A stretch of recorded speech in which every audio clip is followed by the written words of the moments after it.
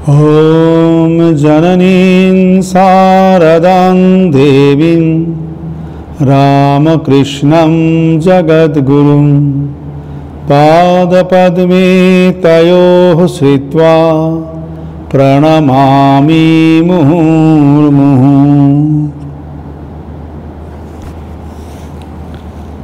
সকলকে আমার শুভ বিজয়ার সশ্রদ্ধ নমস্কার জানাই। আমরা আবার আজকে পুরনো সাধুদের কথায় ফিরে এসেছি। আমরা বলছিলাম স্বামী প্রমেয়ানন্দজি মহারাজের কথা। স্বামী প্রমেয়ানন্দজি মহারাজ যিনি দীর্ঘদিন রামকৃষ্ণ মঠ বেলুর মঠের ম্যানেজার ছিলেন এবং তারপরে ভাইস প্রেসিডেন্ট ছিলেন। তো মহারাজ অনেকেই চেনেন, মহারাজ ছিলেন স্বামী বীরেশ্বরানন্দজি মহারাজের সচিব, একান্ত সচিব। যখন মহারাজের কাছে আমার পোস্টিং হয়,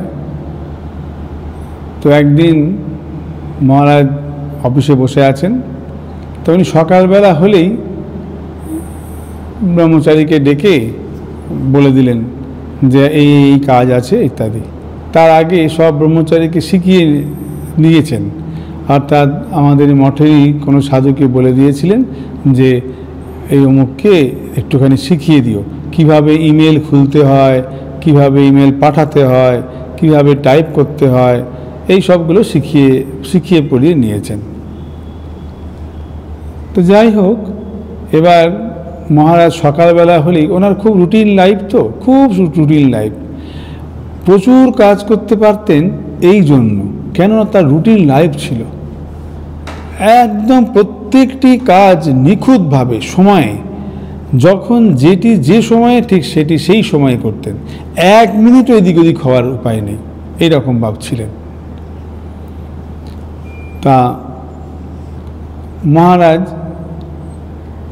সকালবেলা হলেই ব্রহ্মচারী তার সঙ্গে দেখা করতে আসতো, মহারাজের এমনই নির্দেশ ছিল। তো এবার সেই ব্রহ্মচারী এসেছে 8টার সময়, কোনোদিন 8টায়, কোনোদিন 8টা বাজতে 5 মিনিট বাকি আছে, কোনোদিন 8টা বেজেই 2-3 মিনিট হয়ে গেছে। তো তাকে হাসতে হাসতে বলতেন, আমাদের প্রেসিডেন্ট মহারাজ ছিলেন স্বামী গম্ভীরানন্দজি মহারাজ, তাকে দেখে ঘড়ির সময় মেলানো যেত। তো সেবক ব্রহ্মচারী ভাবল যে মহারাজ স্মৃতিকথার মতন কিছু বলছেন আর কি। বললো, আচ্ছা তাই নাকি মহারাজ? হ্যাঁ, ব্যাস হয়ে গেল।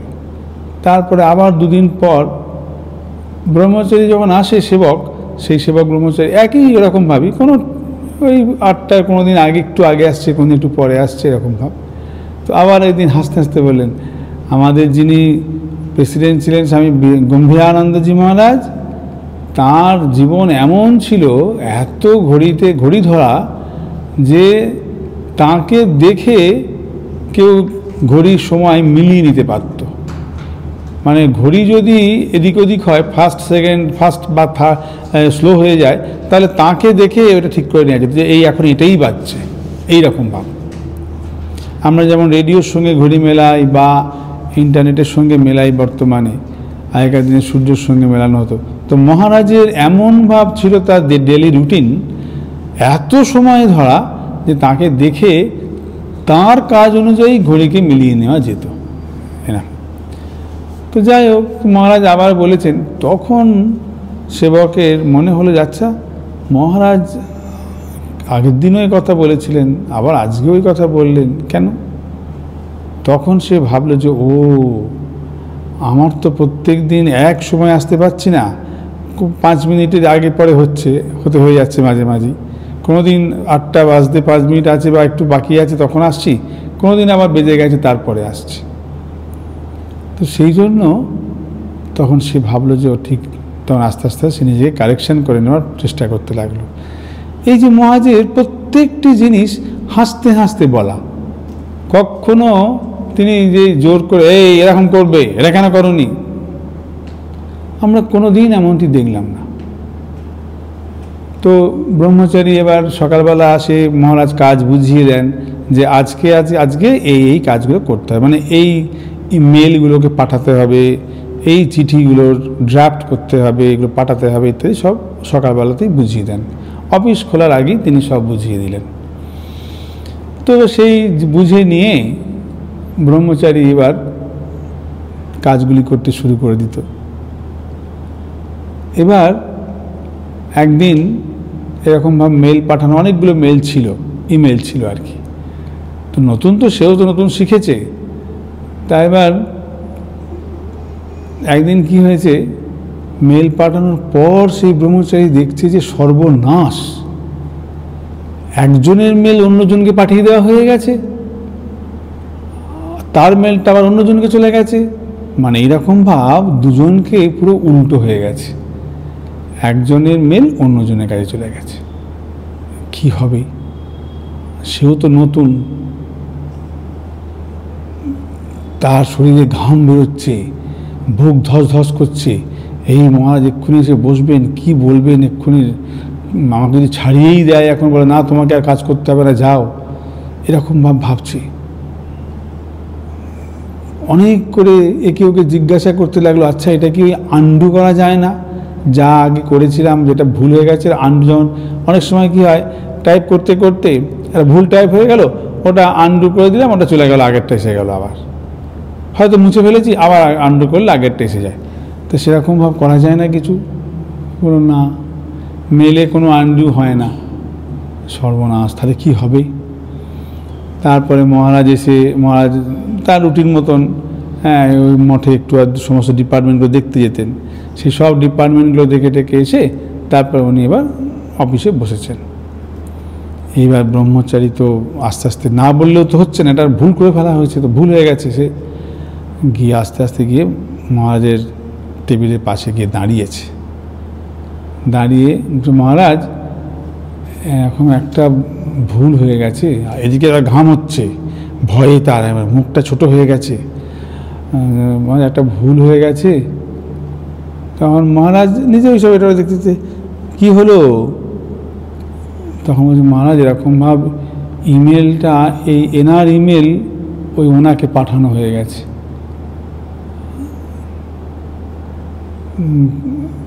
যখন কথা বলছে তখন তার অবস্থা বুঝতে পারা যাচ্ছে, মহারাজ নিজেও বুঝতে পারছেন। তো মহারাজ যেন যা করতেন তাই করতে করতে, কোনো চেঞ্জ নাই।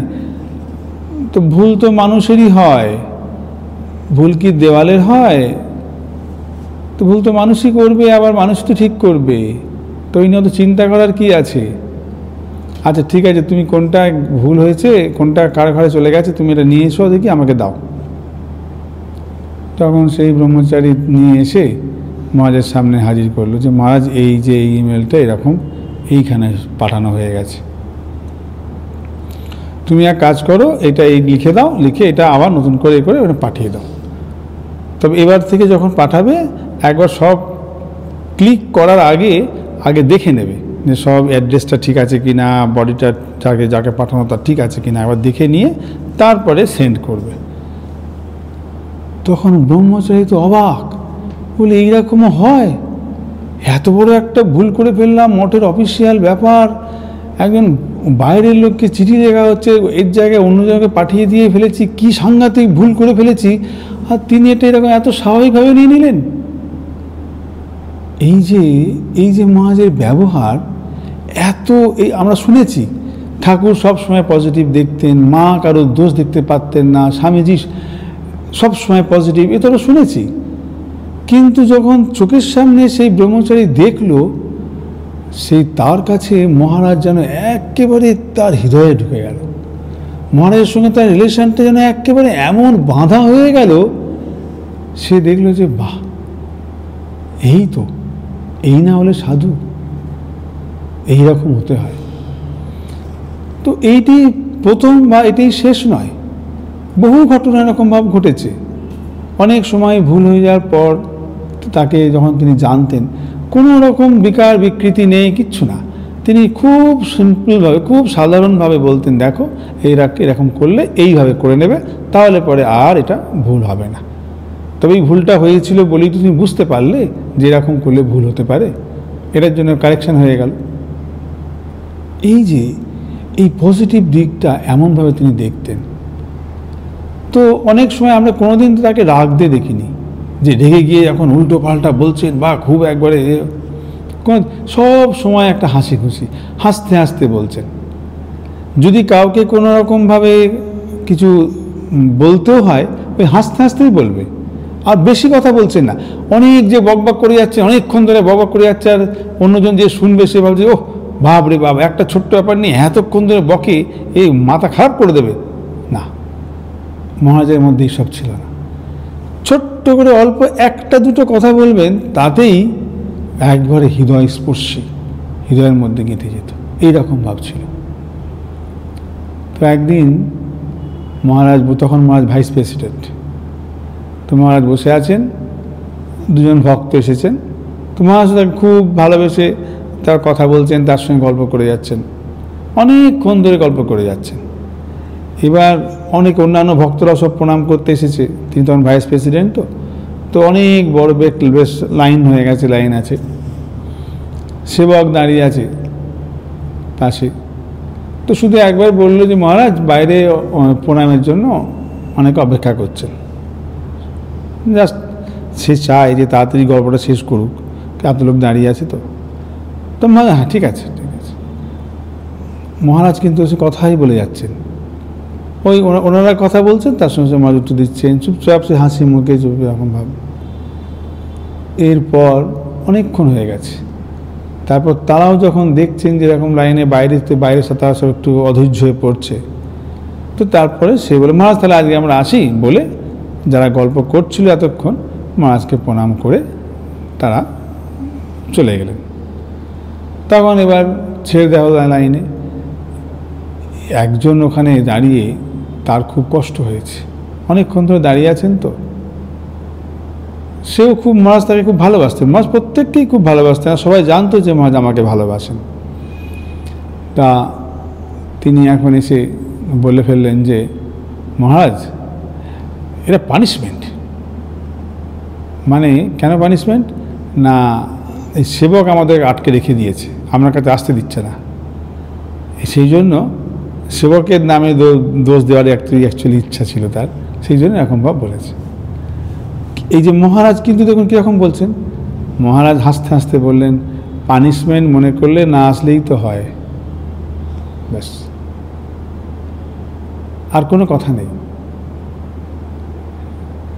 দিয়ে শেষ আস্তে বুঝতে পারলো, সে বুঝতে পারলো পরে এরকম ভাব।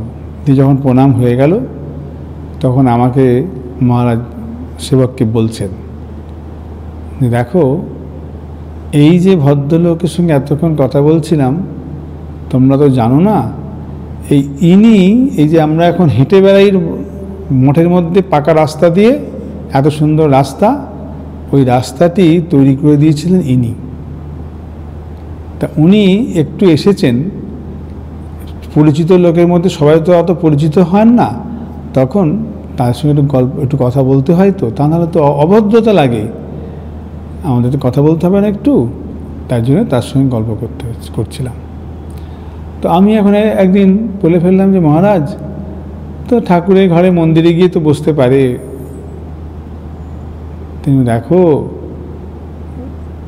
ঠাকুরকে তো সবাই জানি আমরা যে তিনি আছেন বা ইত্যাদি, কিন্তু তার সঙ্গে কথা বললে তিনি তো আর ঘাড়ও নাড়বেন না, শুনেছেন বলে আমরা বুঝতেও পারবো না, আর তিনিও কোনো কথা আমাদের সঙ্গে বলবেন না, সেই জন্য সেইখানে বসে তার সঙ্গে কথা বলা অনেক শক্ত। সবাই আমরা চাই যে আমার সঙ্গে একটু কথা বলবে, একটু ভালো ভালো ব্যবহার করবে, এইরকম লোকের সঙ্গেই কথা বলতে চাই। তো সেই জন্য তাদেরকে একটু সময় দিতে হয়। তো আমি বুঝতে পারা গেল যে সত্যি ঠিক কথাই, সব সমস্যার সমাধান হয়ে গেল।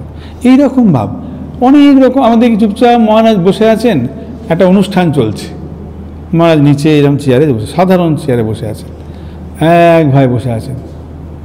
আমরা ভাবতাম যে আচ্ছা মহারাজ এরকম ভাব বসে থাকেন, চুপচাপ বসে আছেন, কোনো রকম বিকার নেই, হয়তো ওই ওর মধ্যে ওখানে কে কি বলছে না বলছে বা কি হচ্ছে না সে সম্বন্ধেও কোনো বিকার নেই, চুপচাপ বসে আছেন। তো একদিন খুব মানে ইন্টারেস্ট নিয়ে দেখতে শুরু করলো সেবক যে আচ্ছা কি করেন মহারাজ। ঠিক তার পাশে এই পেছনটা দিয়ে বসে আছে। তো তা অদ্ভুত জিনিস দেখতাম যে তিনি বসে বসে বসে বসে মনে মনে মনে মনে যেন স্মরণ মনন করছেন। কেউ বুঝতে পারবে না, কেউ বুঝতে পারছে না, অথচ চুপচাপ মনে মনে মনে মনে জপ করে যাচ্ছেন বা কিছু স্মরণ করে যাচ্ছেন। এইটি হলো মাথা ঠান্ডা রাখার একটা উপায়। তখন বুঝতে পারা গেল মহারাজ এই যে কোনো রকম কোনো কিছুতে বিচলিত হন না, কোনো রাগ টাগ নেই, সব কিছুকে সমানভাবে ধীরে ধীরে উত্তর দিচ্ছেন, আস্তে আস্তে কথা বলছেন, সব সময় হাসি মুখ। সবাই জানে প্রভুমহারাজের সময় থেকে অতদিন ধরে ছিলেন তো মহারাজের কাছে, বহু মানুষের সঙ্গে তার ব্যবহার, বহু মানুষের সঙ্গে তার পরিচিতি।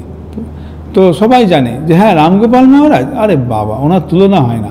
সব সময় হাসি মুখ, সব সময় একটা শান্ত স্বভাব, আস্তে আস্তে কথা বলেন, আস্তে আস্তে হাঁটেন, কি সুন্দর একটা ভাব, সবাই জানেন। কিন্তু এর সিক্রেটটা কোথায়, এর গোপন রহস্যটা কি? এই গোপন রহস্যটা হচ্ছেন তিনি মনকে শান্ত রেখে দিয়েছেন। কিভাবে? অন্য অন্য সময়গুলোতেও মনে মনে তিনি স্মরণ মনন করছেন, চুপচাপ নিজে নিজের মধ্যে রয়েছে। তো এইটি দেখে তখন বুঝতে পারা গেল যে ও আচ্ছা, এই জন্যে মহারাজের কোনো রকম ভাব, এই বিচলিত হওয়ার ভাব নেই। তার জীবনেতে বহুবার বহু ঘটনা এরকম ভাব পাওয়া যায় যে তিনি কীরকম ভাব চুপচাপ নিশ্চিন্ত হয়ে রয়েছেন। একবার প্রচণ্ড যখন রঙ্গনাথানন্দজি মহারাজের শরীর গেল, তারপর ভান্ডারার সময় একটা অ্যাক্সিডেন্ট হয়ে গেল, কিন্তু মহারাজের কোনো রকম বিকার তেমন নেই। তিনি সঙ্গে সঙ্গে ওকে এই ওটা এখন হয়েছে কিনা ওটা ইত্যাদি করে নিয়ে ব্যাস চুপচাপ তিনি যেখানে ঠান্ডা মাথায় সব সুন্দর করে। বহু ক্ষেত্রে আমরা দেখতে পেয়েছি, মঠের ক্ষেত্রেও প্রত্যেকটা জিনিস, তার প্রত্যেকটা জিনিস, প্রত্যেকটা ডিপার্টমেন্ট ছিল নখদর্পণে। তিনি সব জানেন, প্রত্যেকটা জিনিসে তিনি খোঁজ খবর নেন, প্রত্যেকটি মানুষকে তিনি ভালো মতনভাবে জানেন এবং কি কাজ কেমনভাবে করবে, কীভাবে করতে পারে ও, এবং সে সব জানেন। কিন্তু মাথা ঠান্ডা রেখে ঠিক ঠিক ডিসিশান নেওয়া, এইটি যদি আমাদের মাথা ঠান্ডা না থাকে ঠিক ঠিক ডিসিশান নিতে পারা যাবে না। এই জন্য এটি আমাদের শিক্ষণীয়। আমাদের নিজেরা প্রত্যেক ক্ষেত্রে আমরা নিজেদের এই যে সমস্যাগুলো খালি মনে পড়ে, আর আমরা অন্যকে প্রশ্নও করি যে এটা কি করে কাটবে, এই মনে চঞ্চলতা কি করে কাটবে, এত রেগে যাই কেন, রাগ হলে কি করব, ইত্যাদি সব বলি। কিন্তু এই যে সমাধানের উপায় হলো এই সাধু জীবনযাপন দেখলে, আমাদের এই যে সাধুদের জীবনযাপন দেখলেই বোঝা যায় যে কিভাবে তারা নিজের জীবনযাপন করছেন। অন্য সময়গুলোতে তিনি মনে মনে জপ করে মনকে শান্ত রেখে দিচ্ছেন, অন্য সময়গুলো যখন তিনি কথা বলছেন আগে ভেবে নিচ্ছেন যে কি বলছি, ধীরে ধীরে আস্তে আস্তে বলছেন। তিনি জানেন যে এটা যদি ঝট করে এরকম করে বলে ফেলি, আমার যদি কোনো কন্ট্রোল না থাকে তাহলে বিপত্তি ঘটবে। আমরা সবাই জানি, কিন্তু কন্ট্রোল করতে পারি না। কন্ট্রোল করতে শিখতে হবে। এইটি আমি মহারাজের কাছে দেখতাম, অদ্ভুত রকম। আজকে এই পর্যন্তই। ওম শান্তি শান্তি শান্তি। হরি ওম তৎসৎ। শ্রীরামকৃষ্ণার্পণমস্তু।